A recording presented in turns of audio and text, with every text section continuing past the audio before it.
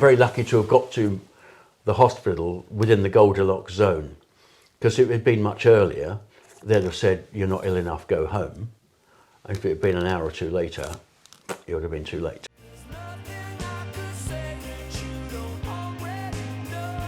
Welcome back to Crisis What Crisis, the podcast that aims to guide you towards a more resilient life and whatever it might throw at you. If this is your first time with us, then do please hit subscribe wherever you're watching or listening. It really does help make sure that these, I hope, useful conversations are shared as widely as possible. Today, my guest is the former MP, now Lord Craig Mackinlay. Now, to say that Craig is an example of how to react when crisis calls is somewhat of an understatement. Last September, after a day of frankly feeling a bit under the weather, Craig was taken into hospital. Minutes later, he was in deep and rapid septic shock. And what followed was a long fight for life, a fight that cost him all 4 of his limbs. I recorded this episode with Craig at his home in Kent, sat on his sofa where we discussed these shocking events. It was one of the most moving, strangely uplifting encounters I've had during the time that I've been recording these podcasts. We set out with the intention with this pod of providing perspective and lessons for those whose life has or is unraveling.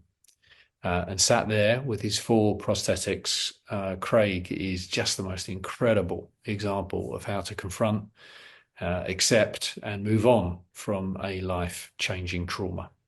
I hope you find this episode as inspiring and useful as I did, and many thanks to you, Craig. Craig Mackinlay, welcome to Crisis What Crisis. Nice to see you. How are you today? All right, yeah, pretty good. It's great to see you. Craig, you and your wife Cotty have very kindly invited us into your home to have this chat. So first of all, thanks for having us. No. I imagine, given events, that this wonderful home that you have here has become even more of a refuge for you all. I'm going to ask you later for your crisis comforts, but I imagine this house is possibly one of them. Yeah, possibly so. I mean, we loved it here before this happened, and it's sort of one of those older houses with nice wide doors and all that type of thing. It's a beautiful place, yeah. So when I did have a first period home and was in a wheelchair a bit more, amazingly, the house accommodated that. Very good. We're not far from where you were born, Craig, down the road in Chatham, I think. This is obviously an area you love. You were my local MP for a while when I was living not that far from Canterbury, your constituency being Thanet South. And your reputation locally was as someone who really threw themselves into the job. Very active local MP from when you were elected in 2015. It's not been long, of course, since you stepped down. How's it feeling? Well, it feels better now the election is over, but I must admit during the election period, I did go down and help Helen Harrison, who was my replacement for a slightly different constituency boundary of East Thanet. Yes. And I helped Adam Holloway, a good friend of mine, up in Gravesham. And to get out on the streets again, knocking on a few doors, meeting the public, that old adrenaline came back, and I thought, I wish I was doing this. Have I made the right decision? But I knew practically I couldn't fight an election, hence why I didn't stand for it for the new East Thanet. That was, I suppose my heart was saying I love this, but my head made the right decision. The election was called on the day that you gave that astonishing speech and the comments, which I want to talk about later. A very significant moment. But part of you, I suspect, was, well, wow, what? Well, it was. I mean, I don't think it was just for me. I think the rapidity of which that election was called, and everyone said, "Oh, you must have known when you're on your feet." But as you say, we'll discuss that later. But I didn't know. I honestly didn't. Nobody know. knew. Yeah. Nobody knew. One person didn't, except for a few. Who, a few, and the bookies. Yeah. Yeah, and I was going to say, and a few bets had a bet on. Yeah. But talking to other colleagues, it felt like almost like a death, because you all ripped out the place so quickly and unexpectedly, because everybody had October, November in mind as a more likely due date for a general election. Yeah. And so I remember that afternoon, it was like there's like a pool of sadness. Yes. We're all going to be ripped out of here. Yeah. And the reality was, I don't think the election is going to be a very good result. I mean, obviously that turned out to be true. This is one of the things that is often misunderstood about the Commons, and particularly when you're in the sort of cut and thrust of an election campaign. And you, I think, if I may say, are an example of it. Right? I've touched on it there. You love your work. Yeah. Or loved your work as an MP. You know, the casework. Well, I suppose for me it was a long time getting there because of my history. Yes. I mean, I had a strange history into politics. Well, it sounded strange at the time when I embarked upon it in late 91, early 92. I was one of the founders of UKIP. I mean, I was chartered accountant beforehand. I'm still a chartered accountant now. But the reason I went into politics was because of the exchange rate mechanism. And my clients were going gradually skint, some of them, because of this high interest rate. Yeah. But yeah, that was when I got involved and interested in politics. So, as you say, I was very involved as an MP. It's because my route of getting there was a very, very long route of, well, how long? 23 years. Yeah, including the hard grind of being a councillor. I want to talk about all that in a little bit more detail, because it's a long period of time. That's the other point to bear in mind here, is you've put the yards in. I think there was an opportunity cost there in my career, massively. Yeah, I'm sure that's right. But can we go back a bit first? I want to ask about your upbringing here. Your dad built his own business, a chain of greengrocers, I think I'm right in saying, starting from scratch. Well, yeah, then he embarked into an import company, primarily of importing garlic from around the world. Garlic back then in the sort of 70s, 80s was, it was available, but you often had to go to a specialist delicatessen, and, it was all a bit, built from scratch. From scratch. Right? I think it was his partner he was with, went to Spain a lot on holiday and said, wouldn't it be an idea if we started to import garlic? Yeah. And from there, he ended up importing many thousands of tons a year around the world, pre-packing for most of the supermarkets in the UK. And your mum also a resilient character? Yeah, she was. She had a very tough upbringing locally in Chatham. Yeah, very tough upbringing. They lived in a row of terrace houses, now long pulled down. She was a local girl. Where does the innate positivity come from? A combination of the two of them, or is it? Do you know, I've got a strange sense. Well, not a strange sense of humour. I've got a massive sense of humour. I think that's the reason why I remained on the back benches. I think they were always rather worried what I might say next. But I think my sense of humour's seen me through more than anything else. I've always got a joke. And does that always got a joke. Where does that trace? Usually inappropriate. So I'm lucky I didn't get dinged out at some time. So you went to University of Birmingham, as you mentioned. What was the sort of original career plan? Was it always going to be the kind of accountancy? No, not in the slightest. Not in the slightest. And perhaps this is the root of why I'm, perhaps slightly mixed character. I did science degree. I did science A levels. I did the three sciences: chemistry, physics, biology. And I always wanted to be a doctor. And I had a place offered, funnily enough, at Birmingham. Right. And I ended up with 1 grade short. Right. 1 grade short on those A levels. So anyone youngster listening, get those A levels. Unfortunately, they are a divide. So I didn't make the offer. So there I am in the clearing system. Yeah. In whenever it is September time, and got offered at Birmingham to do a degree in zoology and comparative physiology. Right. So still science related, Yes. not particularly what I wanted to do, but you're young, 3 years of fun awaits. Yeah. And it did, and I had a great 3 years in Birmingham. Yeah. So you went you went on to have a great 3 years, but at the time, was that a blow? Yes, I suppose it was at the time. Yes, it was a disappointment at the time. Which, you qualified as a chartered accountant, but you're also a chartered tax advisor. Yes. which is quite unusual, right? It is. I mean, there's only 1,500 of you, I think. About that. So I did in 1988 when I finished university, the world was quite buoyant. Accountancy practices were dragging a lot of people in. Come 91 when I qualified, and then we ended up in the exchange rate mechanism, the world wasn't quite so rosy then. And I thought, you need to be a little bit more than just a chartered accountant, because back 3 years ago, there was a lot of people qualifying. So there was a big bulk of people qualifying in 91, a big field. I thought I better do something extra. Let's move on to the politics then. You've explained how that door swings open, why that door swings open. But am I right in thinking that the kind of UKIP route for you tells us something else about you? That you are, because it's not the easy route, is it? To Certainly politics, not. No, by any means, never has been. One man and a dog, and I didn't even have a dog. Exactly, exactly.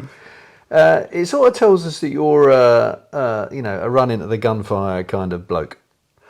I think is that about right? I think you're right, and it's probably been to my detriment in the getting up the greasy pole politically.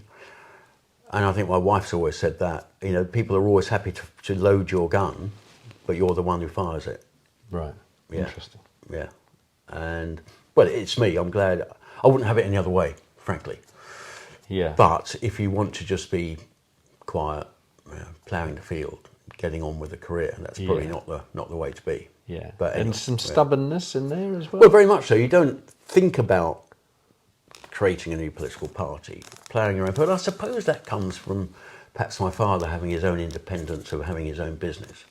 You have a slight more of a, perhaps a maverick streak to you.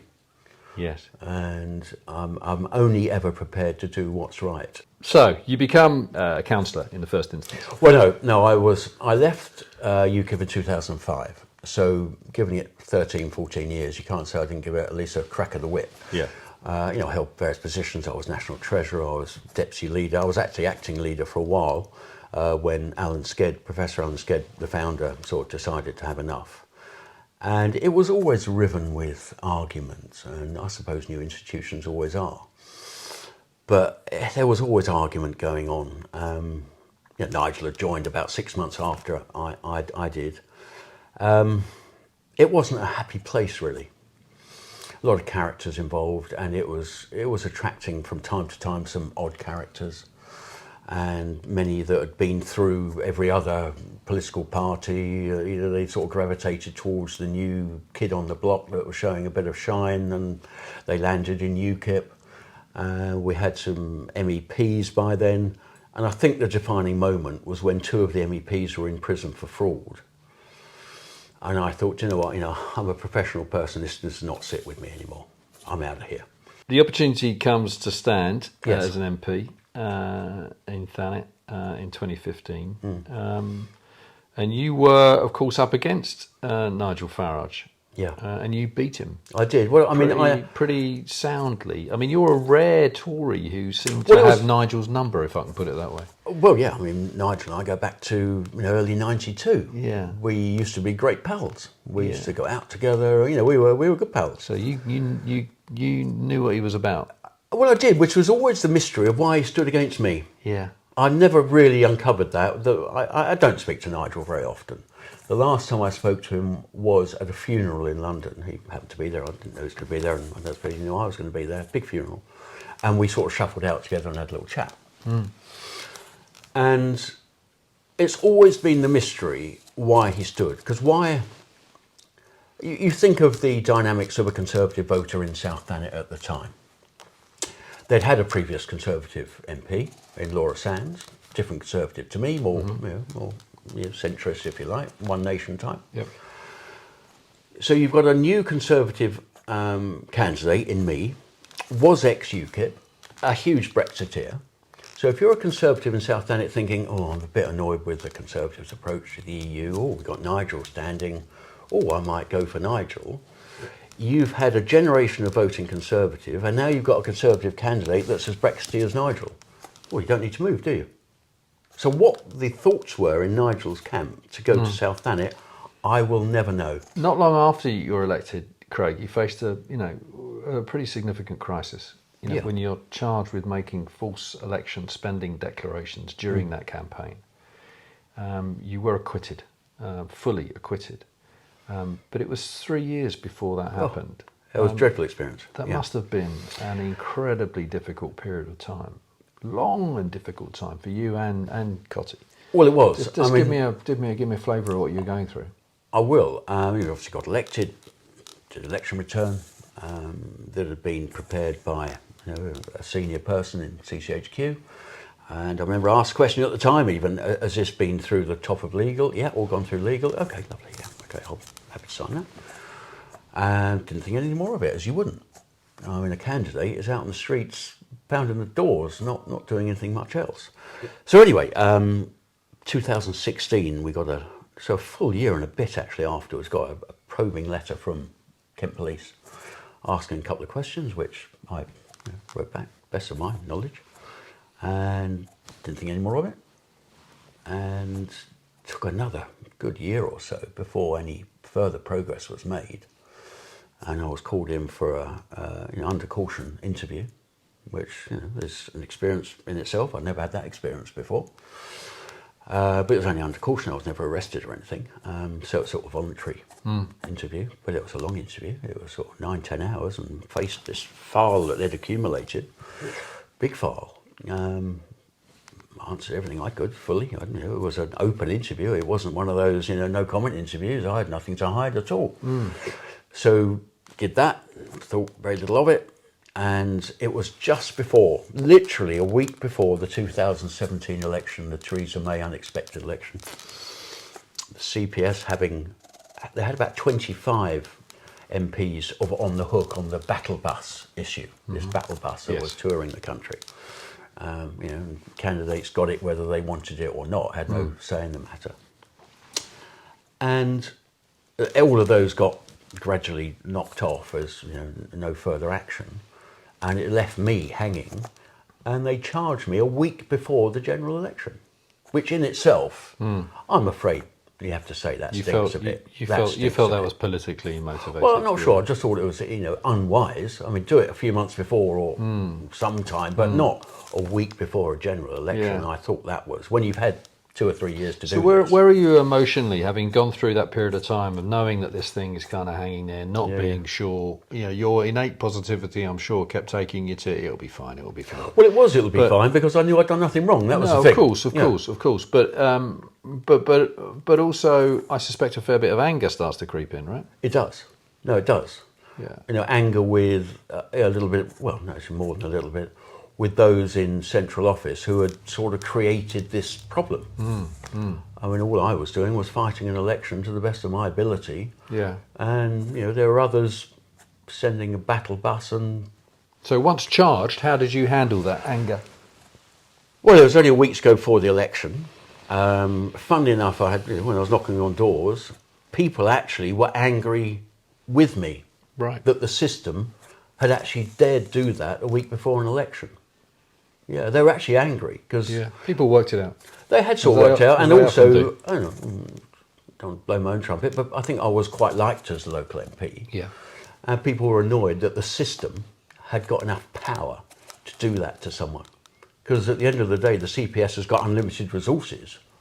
To attack someone and to keep looking at it, and Kent Police have got unlimited resources to keep investigating.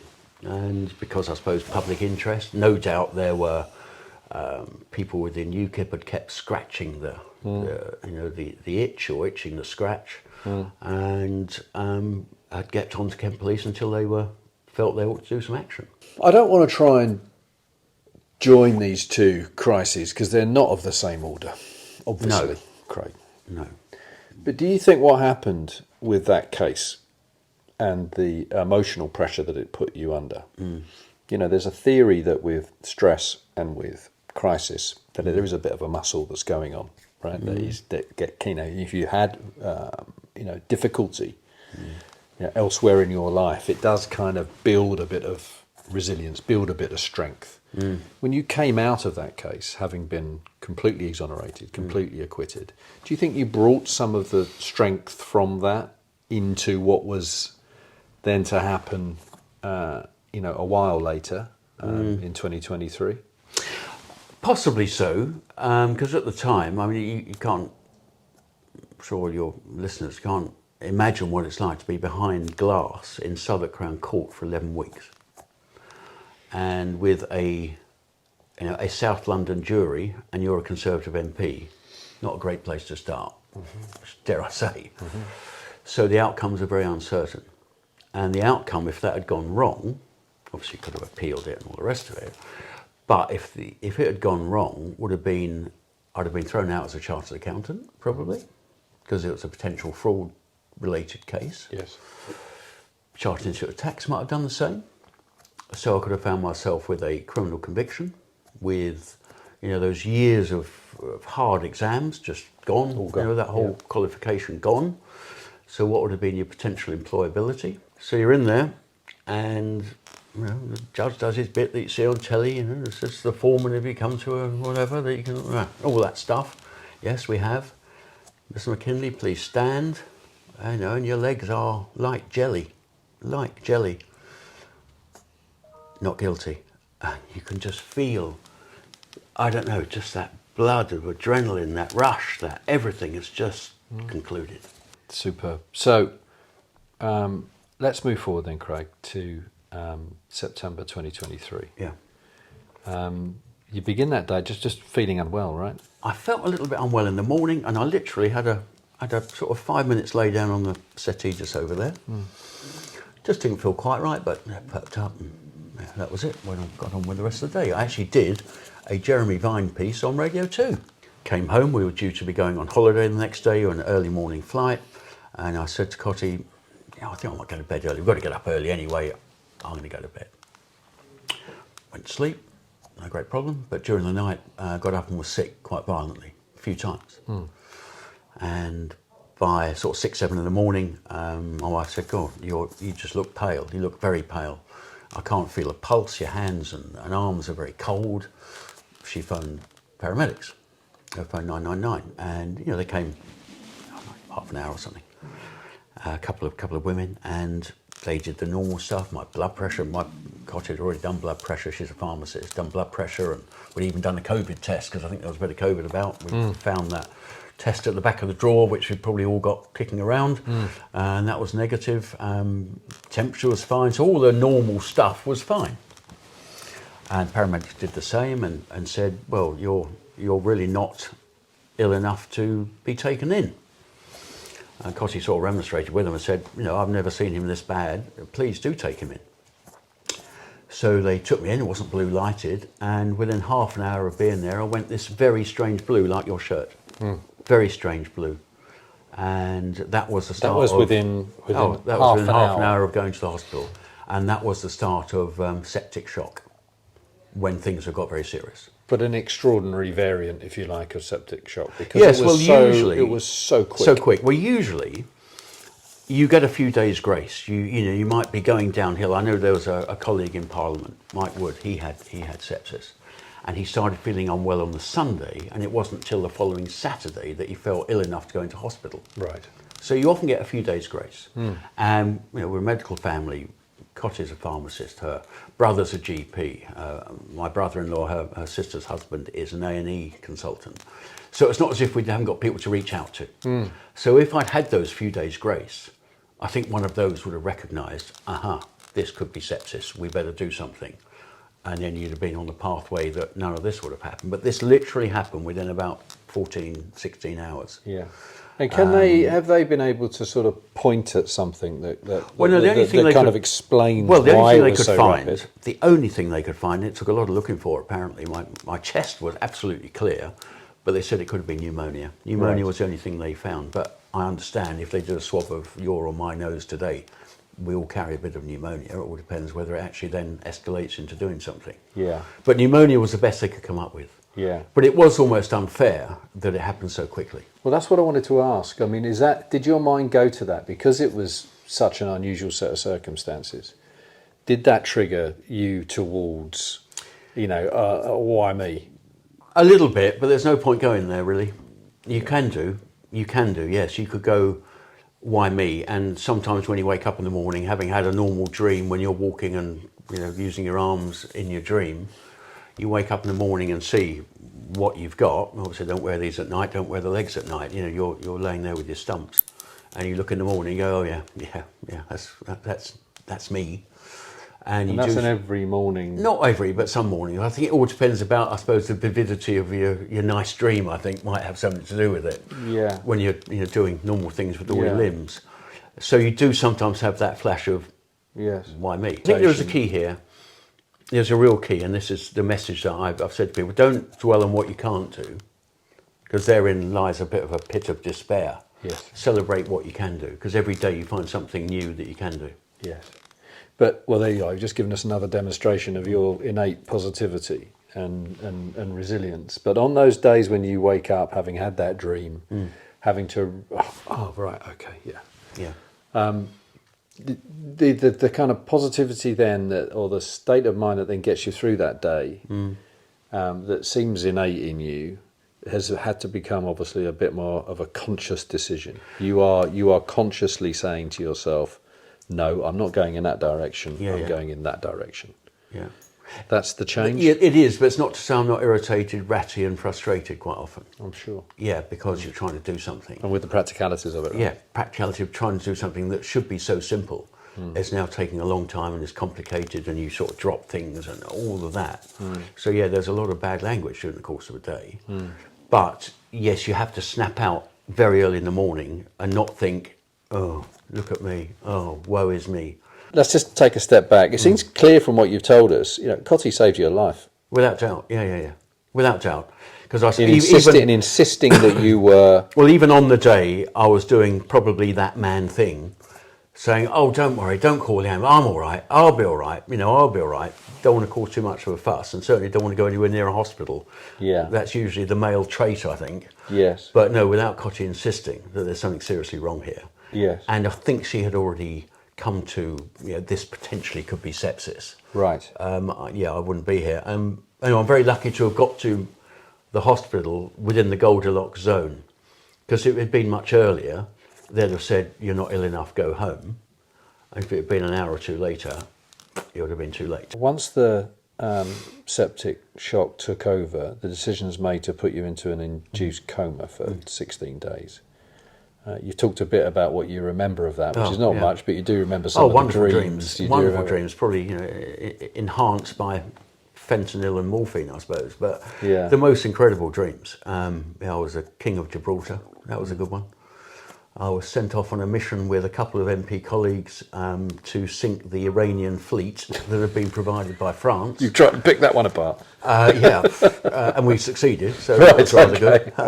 There were some really, really weird dreams. We've had conversations with a couple of people who've been in comas, and one of our guests in particular said that she was very conscious of what was going on in the room whilst in a coma. Yeah. Have you got any memories of that? I do. Any conversation that sort of seeps in that's going on around you?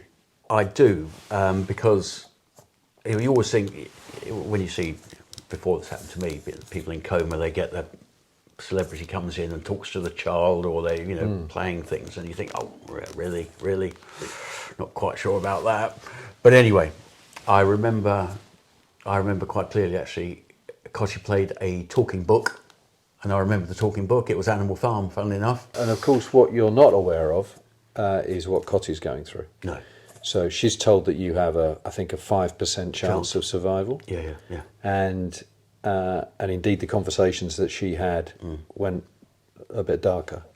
Absolutely, yeah. Which you now know, obviously. I knew nothing about what was going on at the time. I'm having fantastic dreams, but there were some quite obviously serious conversations. I can't imagine what Cotty was going through. Usually the depths and the seriousness of the sepsis I had, you will die, and that's it. The reason I'm in this state, and why you seem to have quite an increasing number of people in a poor state like me in terms of amputations, is because you live. Whereas perhaps 5, 10, 15, 20 years ago, you'd have simply died. And that's true of many medical procedures today. Yeah. So, there were conversations being had about the extent of my likely sort of necrosis of limbs, and how far up the amputation was likely to be. And the local hospital's view was this is probably likely to be up to the crutch and up to the armpits. So literally be a torso left. And, I understand a bit of a nudge, nudge, wink, wink. Is it worthwhile? Shall we, is it a bit of a Liverpool pathway? Will you want to live like that? A reasonable thing to perceive. It's an unimaginable conversation for Cotty to find herself in. It is, because I'm sure she could have possibly said, yeah, maybe you're right, and this is just all rather hopeless. But she didn't give in to that. She refused to have me to have a do not resuscitate attached to me, which is what they were trying to encourage. and she kept fighting for me. Yeah. It's the most remarkable thing. And a friend of mine, MP, who at the time unfortunately lost his seat, Adam Holloway, he was there supporting the family massively and trying to use whatever means at his disposal to talk to people in London or whatever about he knew what could be done. Because he's a friend of yours. Yeah. Obviously, Cotty knew she's your wife, but he knew as your friend that your state of mind, were you part of that conversation, would have been, let me decide what happens. Exactly, and that was effectively what he insisted, I think, in quite graphic terms to the local hospital. So he also had a conversation with them about the Yes. do not resuscitate Yes. issue, if I can put it so Yeah. unemotionally, when this is the most emotional of Yeah. conversations. Yeah. I mean, the gratitude that you must feel Oh, towards him, and complete. obviously towards Cotty, but Yeah. It was a time when the whole family rallied round and were not prepared to just give in to that and wanted second opinion. And there was a round table, big Zoom call made with specialists at St Thomas's Hospital, teaching hospital, where Cotty this would have is preferred. Cotty seeking a second opinion. Yeah. On this idea that actually you're not, the amputations would have to go so high. Yes. That So anyway, you're that making. was facilitated, thankfully, and Mabel were happy to facilitate that call with, eventually with St Thomas's, and I've seen it. Adam showed me a few still photographs of that meeting on a big screen with loads of people from St Thomas's on there. I know those characters very well, and eternally grateful to them. And they said they'd accept me, so that was a real turning point to be taken up to St Thomas's, which is teaching hospital, in my view, one of the best hospitals in the world. How do you reflect on those, and there have been so many for you in this, appalling situation that you found yourself, those sort of sliding door moments? It's a horrible cliche. It is. I know No, great it film. is, but Great film. I think deciding to marry Cotty It might is be one. one I of was your going to best get. I was going to get decisions. some. I'm passing. Passing those professional exams when you see your name in the. They used to publish them in the Times those days. Yeah, they're little sliding door moments, and getting married, and another sliding door moment. Standing up in Southwark Crown Court and being told you're not guilty. That's definitely a sliding door moment. sure. And then these moments going on while I was still asleep, as to a decision as to my ongoing care. Massive sliding door moment.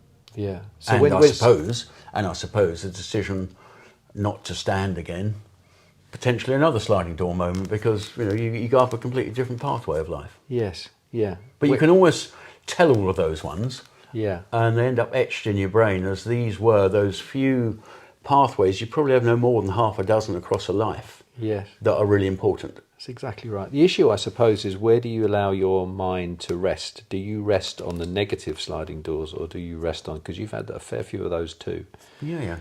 in very dramatic, with a very dramatic effect. But your mind rests on the positive sliding doors. Oh, definitely. Yeah. I see life as a number of chapters of a book, and each time you open that next chapter, it's going to be exciting. And that's where I am today. This next chapter is going to be exciting, and I'm going to enjoy it. First, let's talk about coming out of a coma. I mean, that is not a kind of movie moment, is it? It's actually quite a gradual process. It is. You're a bit in, you're a bit out. Oh yeah, very Slowly much so. you come to terms with it. So I'd been taken by a specialist ambulance with a specialist and paramedic up to London. My platelets were unbelievably low. That's one of the reasons I had to wait a while, because you have a jolt in the ambulance that caused a little internal bleed, you'd have bled to death. So I had to get my platelets up to a certain level before they could transport me. So I'm up in St Thomas's, I think it's floor 12 in ICU. I really don't remember much of ICU at all. I really don't remember much of it. The only bit I do remember being then transferred to HDU, high dependency unit. I remember that quite clearly. Right. And I was there from, I suppose, end of October to Christmas, just after Christmas. So, in that time is when they And it's took that, these off. I was going to say, during that time, the doctors are making an assessment. They're making an assessment, and their modus, or my surgeon's modus operandi, is to let the necrosis find its level, see where it's going to die, because you want to keep as much length as you possibly can. I mean, that's key. And if we can keep below elbows, below knees, then your outcome and your life possibilities. When's the first conversation that you have? Well, Cotty was very worried about it. I mean, when our first couple of days they're talking about, oh, you might lose a toe and a finger, and she goes, you can't take his fingers off, and you know, if only. And as time went on, the depths of what is dead becomes more apparent, because you end up with almost plasticized black skin. I've likened it to sort of finding Pharaoh in the desert. It's desiccated. Your hands are in a clench, and they're drying, and they're black. And this black plastic, it's almost like mobile phone plastic, is up to almost up to my elbows, and nearly up to my knees. To be clear, this is the state you found yourself in. That's when I woke up. I suppose when you're awake, but you're still being supported by various drugs. I looked at this and was like, yeah, this lot are gone. These legs are gone. These arms are gone. You were clear. I was quite clear, and quite. And your mind then not went. Comfort, not in any state of happiness about it, but I was quite, resigned to this.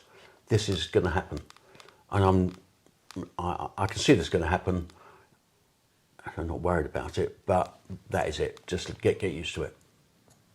Craig, it's astonishing speed with which you get to that state of mind.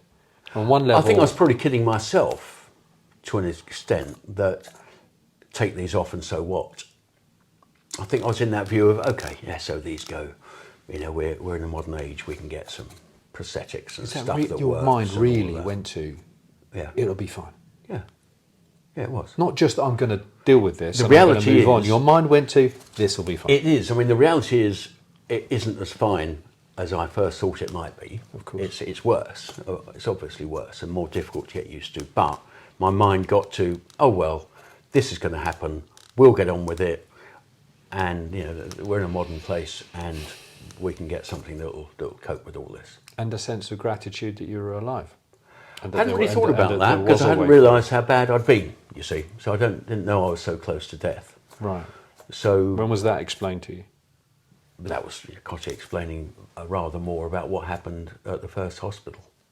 That's when the depths of those 2 weeks or more that I'd lost were explained to me. Yeah. So then the conversation is with the surgeon is about how he works. That we want to see where this blackness sort of stops. We don't want to take off any more than is necessary. And you've got a lot of black skin, but that doesn't mean that the muscle underneath isn't survivable. So that's called debriding. So, this one finishes about here. Just sort of above the wrist, but I suppose about a fair way below the elbow. Yes. Yeah.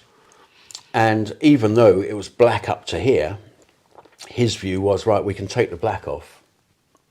The muscle underneath is survivable, so we want to keep the length. This one was a bit more serious. I ended up, a lateral operation, having a lump taken out of my thigh to actually protect the bone in this lower arm, so they could keep the lower arm, because that was really dodgy. I could have lost that above the elbow. Right. But with a procedure that, I must say, after he'd had the amputation and they unwrapped this for change of dressing, to see your own bones is quite something. It makes you realise they're not very thick, and you think, good God, are they really that thin? Can they really lift such things without breaking? These are utterly surreal. So you're looking at your own bones and thinking, my God. And it's because the bones were exposed that they then had to do this grafting operation to keep the length, right? Which will work perfectly. So this is an appalling conversation to find yourself having, but an extraordinary conversation where you are sat with a surgeon having a conversation about, we'll be able to save this, we might not be able to save that, but we are definitely going to have to take big lumps off of you. Yeah. Big lumps off of you. How did you deal with the immediate kind of moments after that conversation like that? Hours, days after that conversation before you then have the operation? It was quite a long period between lucidity and the operation. So I'm lucid by towards the end of October, and this operation happened 1st of December. So we're talking 5 weeks of lucid times. Yeah. where I'm actually doing a lot of parliamentary work. I'm having one of my staff in on a weekly basis. The PM came to see me, so I'm laying there with these black arms and legs, and me and the PM Rishi are having a lovely conversation. Good conversation about many things. Quite a number of your colleagues came across. Oh, they came on it was a almost daily basis. And also no one knew, media-wise. It was no, the media were very good. Actually, it was kept. You were protected in a way that is. I mean, the media knew, the lobby knew. There was a good deal of humanity. I was releasing the odd thing with Cotty. We were contriving various tweets and things that was telling the world a little bit about what was going on. Yeah. But you were left. But the lobby knew. The lobby knew, and they did leave it. Yeah. I mean, a lot of it was on the promise of when I'm better, I will give it into you. Of course. Yes. Yeah, no, of course, which is entirely sensible.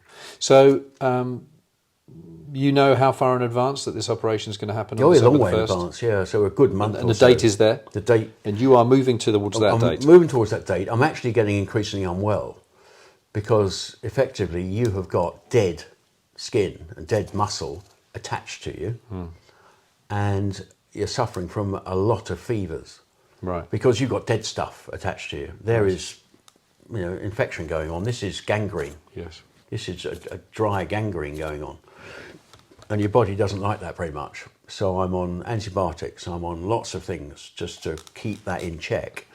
And this date is approaching. I remember the operation. Obviously, Cotty walking down with me. I'm on the trolley, going down to the operating theatre, and this is going to be it. Well, but I was stoic about it because I knew these things were no good anymore. These things were gone. They weren't coming back. There was no point hanging on to them, really. So I'd crossed that. So the operation day wasn't as dramatic as you think it might be. But I remember going down, Cotty was more upset than I was. And you go through that procedure of going under, which is actually quite a nice procedure.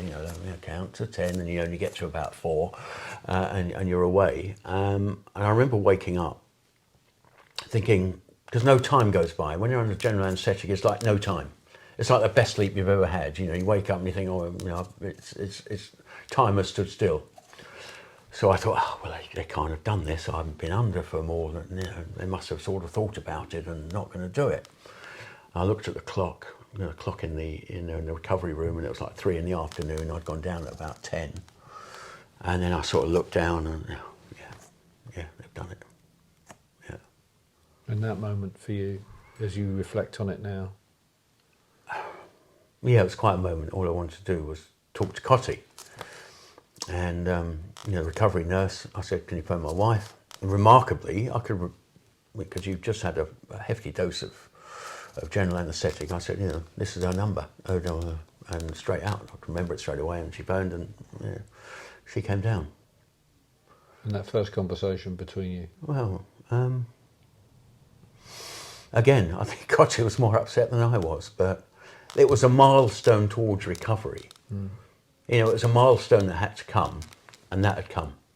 So we're now going to get better. Because you've got a choice. You either accept it and move on, or you don't, and you go into a pit of despair.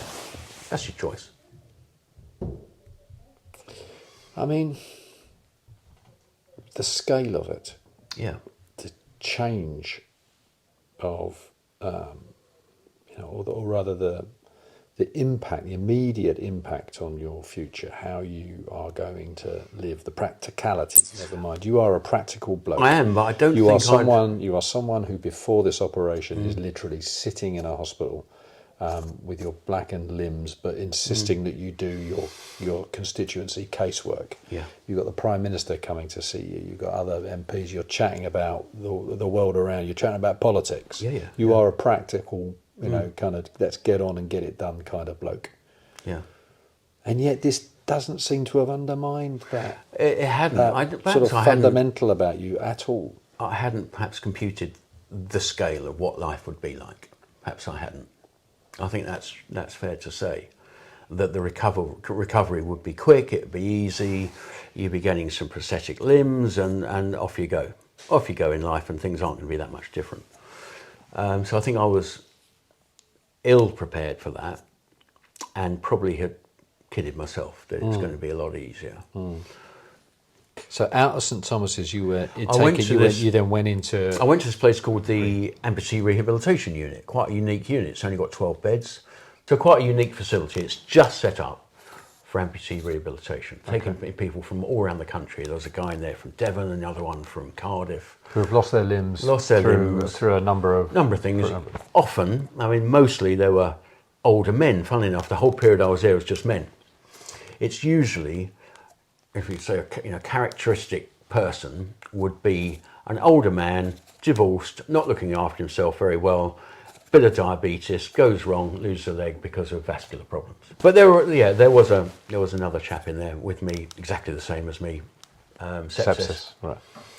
And when you say exactly the same as you, what are these? Well, he was virtually the same. He had, 4 limbs were affected. He'd had a leg off. He'd had half a foot off. They'd saved half a foot, and he'd lost most of his hands. Did you spend time together? Yeah, talk to each other. Absolutely. Yeah, was that a positive? The two of you being able to. Very much so. Very much so. Yeah, it was very helpful actually. But yes, it was a dedicated unit. So the whole purpose of it is to get you in your prosthetics, doing all that physio work. They're doing occupational therapy so that you can operate things in the kitchen and all that sort of stuff, go to the toilet, showering, all of that stuff. That is the purpose of this clinic. So you up on your feet. The speed of your recovery is quite astonishing. Yes. So 88... That might be me, you see. That is probably a factor of me, because to me, a measure of success was how far I was walking in a day. And if I was walking, I was feeling good in myself, because that meant I wasn't so reliant on someone else. But I did my first steps on 20th of February. Just astonishing.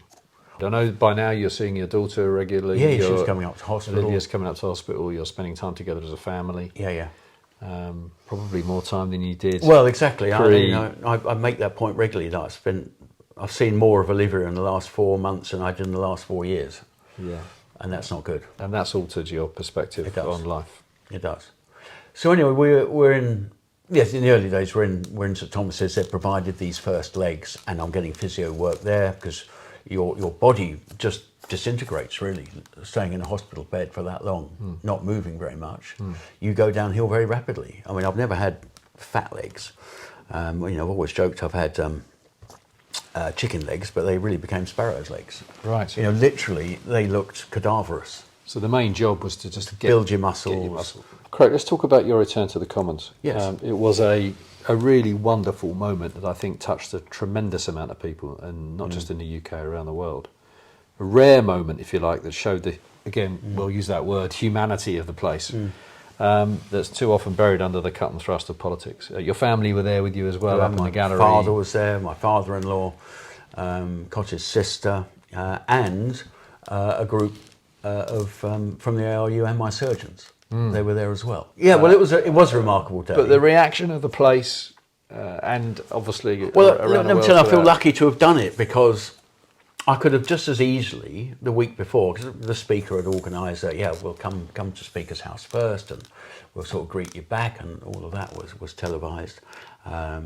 Leader of the opposition then, Keir Starmer, he came to see me in Speaker's office, and it was nice to see him. I had a relationship with Keir before, because we followed each other with our maiden speeches, which always gave us a bit of a strange bond. So I can't remember who went first, him or I. I mean, obviously look up.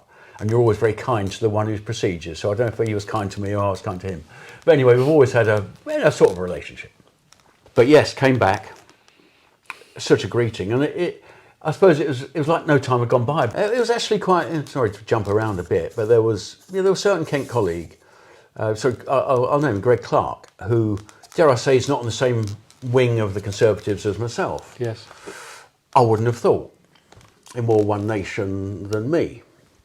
And he came a number of times, and we had the most wonderful conversations. We'd never had that depth of conversation in all the years that we'd been together as MPs, Kent MPs, in the same party, in the same place. Here we are. Can I just, finding those little positives as well, we're talking about the sort of big one, overall mindset that you have, but those little positives are important, aren't they? They are. It's another step, it's another sort of... Well, in a way, I mean, you've got your pals who are your pals. I don't particularly remember all those meetings they came to see me, because they were regular. Yes. But the ones of people that you don't usually see, I suppose that stands out. Yeah. That's interesting coming from you, but that is also a lesson for others who find themselves in the proximity of someone who's in crisis. The art of conversation is rather nice, and I think and undervalued. Yeah. You wanted to stay on in the job as the bionic MP, exactly, as you wonderfully kind of described yourself. But no, that return was incredible, and the prosthetic company had stood up this left one, so I had two that were working, but it caused sores almost immediately. But I was sort of stood up, just about okay to get back into the chamber. To get back in that chamber, and immediately that standing ovation that I had to sort of bring to a close by sitting down was just incredible.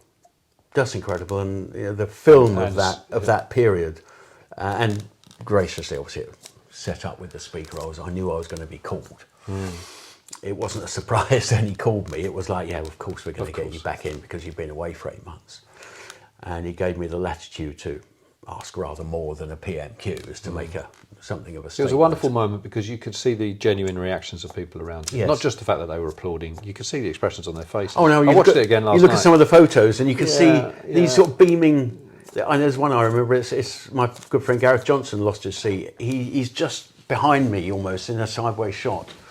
And you could see a genuine beam. Yes. And also, you can just see... And the opposition were unbelievably kind. I got some emails from Labour MPs that I would not normally have passed the day with. And one of them particularly wrote, "You had me in tears. It was just so wonderful." No, it was a properly genuine... And it just shows that, moment. We may be divided across, that's what adversarial politics is all about. But we're all people at the end of the day. And curiously, coming out, we'll see how long it lasts, but coming out of this election result, that feeling is definitely there again, isn't it? That feeling of there's been a little bit of respect. The tone of voice is slightly different.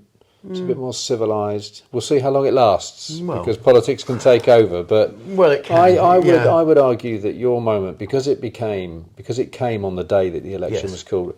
I don't know. I don't want to draw lines where there aren't, but maybe it's linked in some way. Actually, maybe it's provided people with a little bit of. A bit of thought about how politics could be done, can be handled. I suppose there's room for differences of opinion. Yeah. There's room for campaign. There's room for people to take very fixed views, as you have always had in politics. But there's also room for civility. Obviously, coming back to the Commons was pretty short-lived. The election called later that day. It was. Yeah, I was a little bit annoyed because I think I might have dominated the evening news sessions. I ended up sort of point number 3. There's the politician in you. But you make the sensible decision. I can't run a campaign so soon, having come back, and you step away. Yeah. But then later, which again is another display of the humanity of the system, if you like, is that you're awarded a peerage. Yes. And you're going into the House of Lords. Yeah. Wonderful thing. Oh, wonderful. I mean, very, very decent of outgoing PM Rishi. Yeah. Very decent of him. I suppose this doesn't happen very often. Across the country, there's only half a dozen of me in total across the country that lose all 4 limbs. Half a dozen, is that right? About that.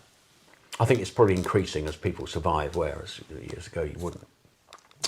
But for the PM to recognise that I probably had some more life, there's some more life in the old dog yet in politics, and he had a long path into the chamber, had some views which I'd like to say are fundamentally conservative, and I suppose overlaid with those trials and tribulations that we discussed about my court case and all of that type of thing.